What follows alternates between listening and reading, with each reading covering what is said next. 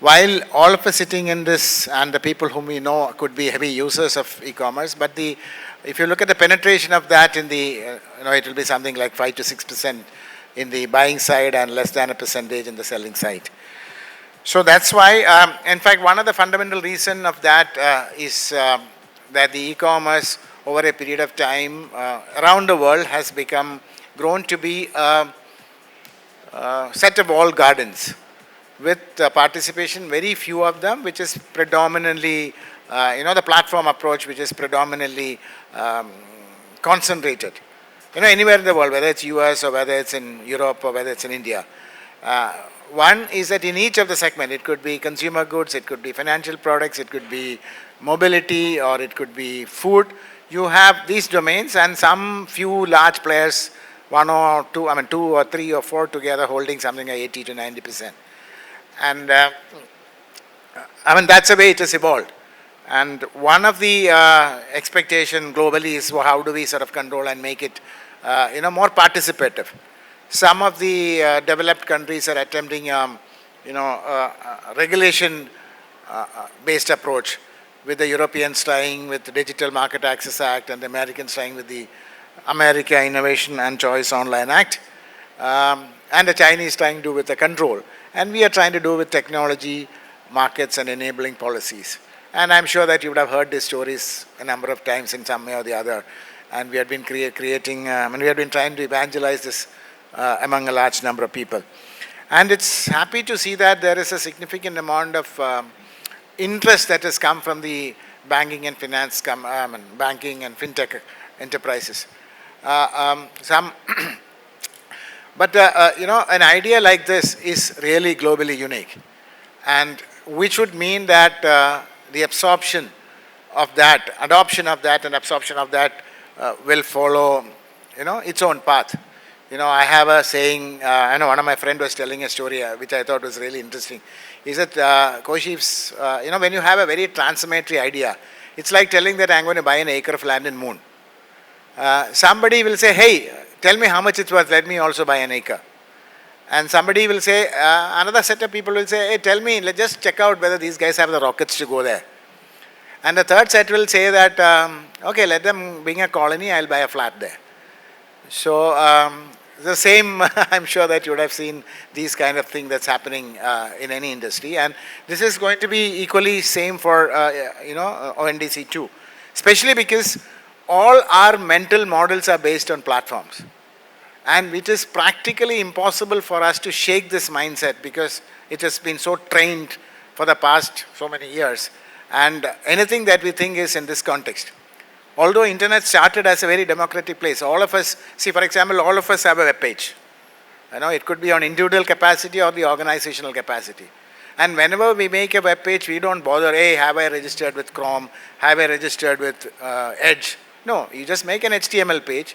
Somebody who wants to have a very sophisticated page, if he is not technically brilliant to make that, he will get a third party to do it.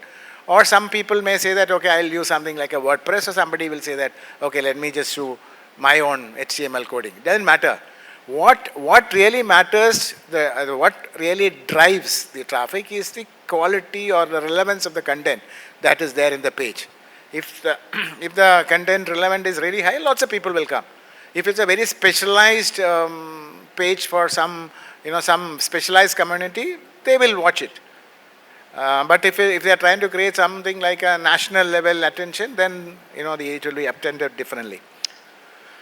But when it comes to e-commerce, you will say, if you are a seller, you will say, hey, let me just see whether I should be in Amazon, or whether I should be in Flipkart, or whether I should be in Tata Neu, or whether I should be in all the three. And only then I'll be able to get, each of them has some X million users, only then. And then I need to, so if I'm being there in multiple, then I have to have my systems and processes and my everything that I do to be tuned to that requirement of the platform, because they drive, it is their marketplace, it's their mall, and they set the rule. So you have to just follow that. Whereas that is why what ONDC is trying to is to change the rules of the game by making this a democratic place, which would mean that any seller, if he can make his catalog visible in this network using ONDC protocol, will be visible to any buyer coming through any buyer application. So what means that the buying and selling has become unbundled in that sense. Just like your web page and browser are unbundled, here the buying and selling is unbundled, but they all talk the same language. Okay. So what does it mean as an opportunity to banks in fintech?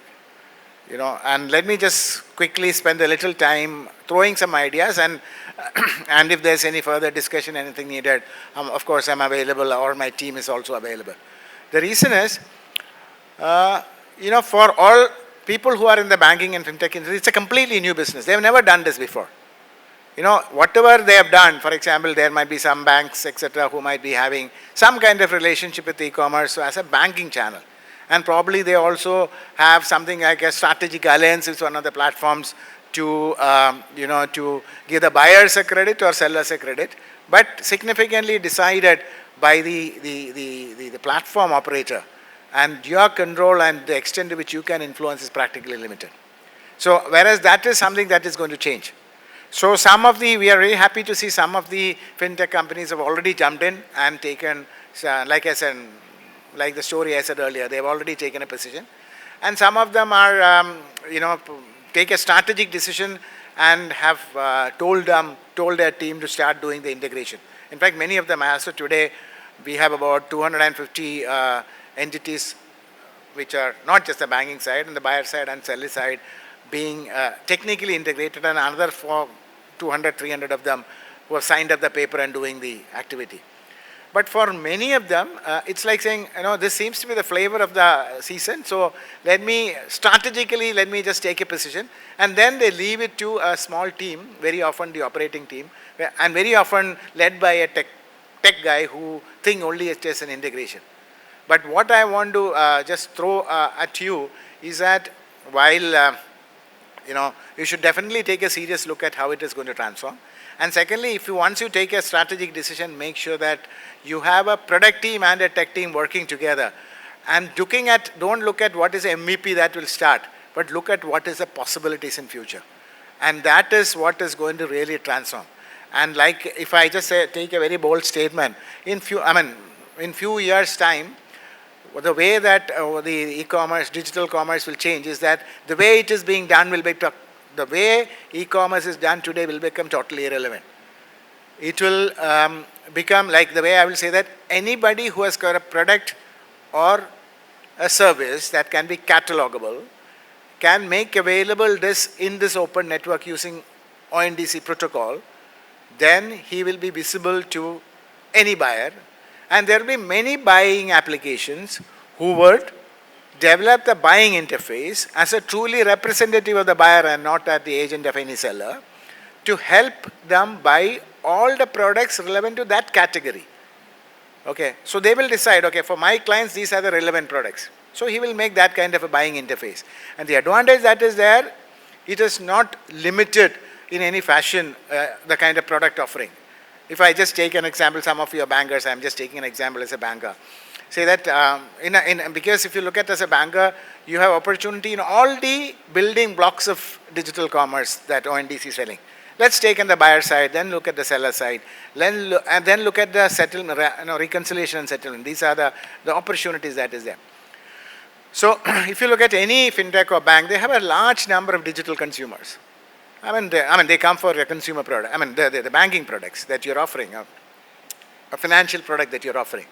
But today, if you decide, okay, my clientele are the kind of people who buys expensive consumer goods, and they take holidays nationally and internationally. They would like to book their hotel. They would like to book their tickets. They would like to buy their suitcases. They would like to hail a taxi before they go to the airport. Today, now you can't do any of this complement and additional services, and you can't even extend a credit unless they come and ask you for it. Now imagine the reason is you will be able to do it only if you go and list all the sellers. If you want to consumer goods guys, you have to list them, or you have to go and tie up with an existing platform who will have their own terms and conditions. But tomorrow that doesn't matter. You have to only create a buying interface that you may do directly or with a strategic alliance with a startup. I'm not going to the possible implementation strategy because different people I can see who are in discussion with us doing different strategies. What it means that they will find an opportunity for their buyers to look for any product that is available in this network. And he will be truly a buyer's agent. So he has no biases. Nobody is giving him special advertising revenue because he's pushing a product. He's now, his loyalty is generally to the buyer. And say, Koshy, what do you want to buy? And I'll help you to buy it. Make your choices short, give you intelligent input to make the fine choice for you. And if there is if you want a credit, I'll extend that too. Okay.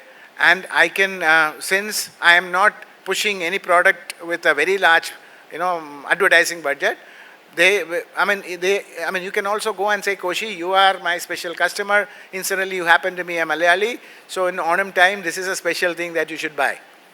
Because I am not pushing, I am not telling you that every day you should wear this Louis Philippe suit.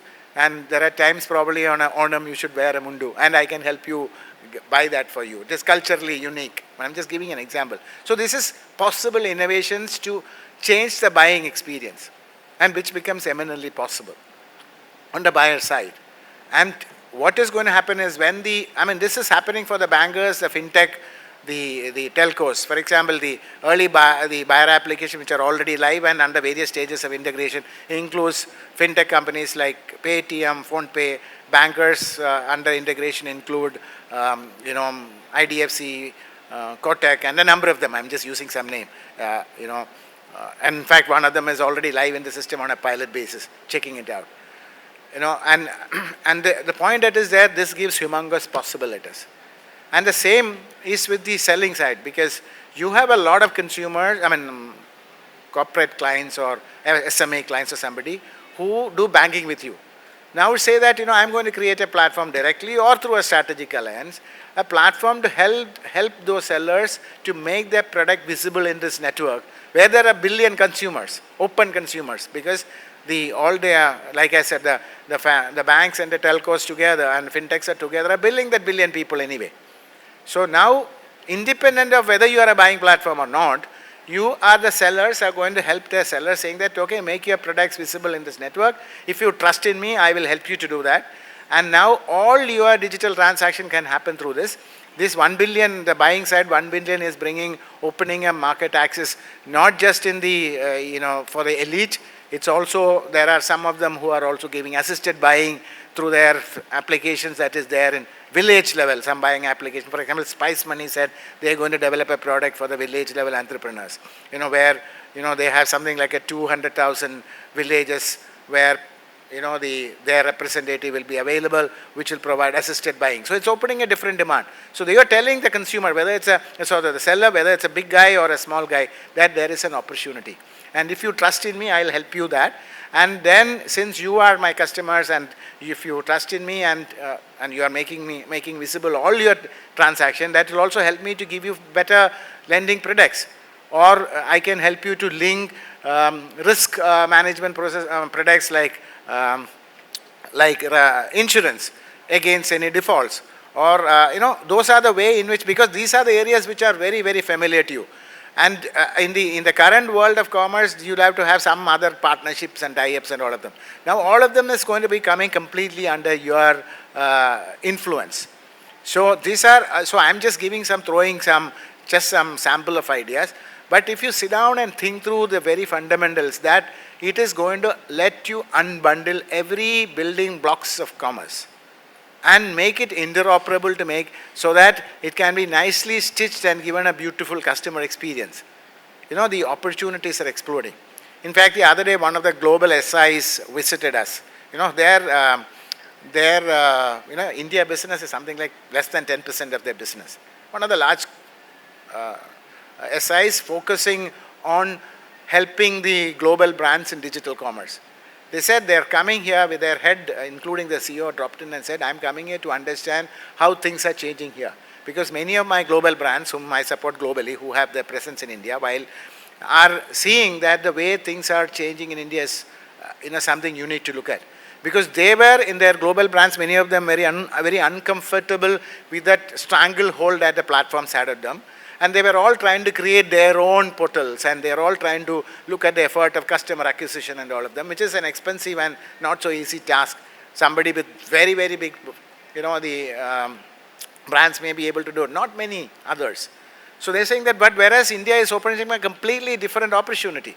And one, we want to take advantage of that. Tell us how we can take advantage of that, and make it available in India, and then take and see what the learning is possible. So I just giving this as some examples of how things are changing. So my appeal to you is to put while I know that this is as of now it's a very, very small part of your business, but this is the way it is going to be, is that this is going to completely transform it, because it's not just B2C, it's going to be B2B. The supply chains will get completely disrupted. The opportunity, both at the sourcing side and on the selling side, the market models will undergo change. It will not happen overnight. I'm sure all of you have experienced the transformation that took place through UPI in the last 6 years. Now will feel a little more credibility about this. I remember sitting in a conference like this about 6-7 years ago with without naming some of the large players in this segment, they're talking about UPI, and they said nothing is going to happen. Today we do all of us together do about 250 million transactions a month. In 3 years' time it will double. What more can you expect, Koshy? But you know what more that has happened in the last 6 years. 250 million has become 7 billion, and I understand that all of you together are getting ready for 1 billion transactions a day. It was all about completely transforming the payment side of any transaction, because any transaction has two sides. One money side, other the good side. So now what we are talking about, similar kind of things going to happen in the goods and services side. And it will not happen overnight, because we have a very divergent kind of thing, but it will definitely happen. Because I can see the kind of traction that is happening on the kind of entities who are already signed up, and the kind of entities who have already made their products available or in the stages of product being available. If I gave you the big name like, just two extreme examples, is like somebody like Unilever has already gone live in a limited fashion. And SIDBI has helped a small, I think I gave the example in the morning, a small Kanchipuram weaver to make the Kanchipuram silk available. And today I saw in the news report, even I didn't see, some beekeeper, through a tie-up with delivery from Himachal is trying to make their natural honey available across. I don't know what was his plan. I saw it in the newspaper report, somebody linked to me. They're saying that, many of them are feeling confident that there is a possibility that everybody may not succeed. Of course, democratization doesn't mean socialization with everybody having same market share. It means democratization means that everybody has the opportunity to prove himself, herself, and then take advantage. So it is throwing up the opportunity. And that's why many will try. Some will succeed, some will fail. But definitely it is going to be a broad cross-section of people coming together, as we see in the physical market, working together. And that's the message that I want to share. And I'm sure that today, we are already tired on a full day. And it's good to see there are so many people here. And let me just wind up. Happy to take a couple of questions, and later feel free to sort of reach across if there is, if you just send a mail to team@ondc.org. Every Tuesday one of my colleagues do a business briefing where I see about 100-150 people participating. Feel free to contact, and thank you.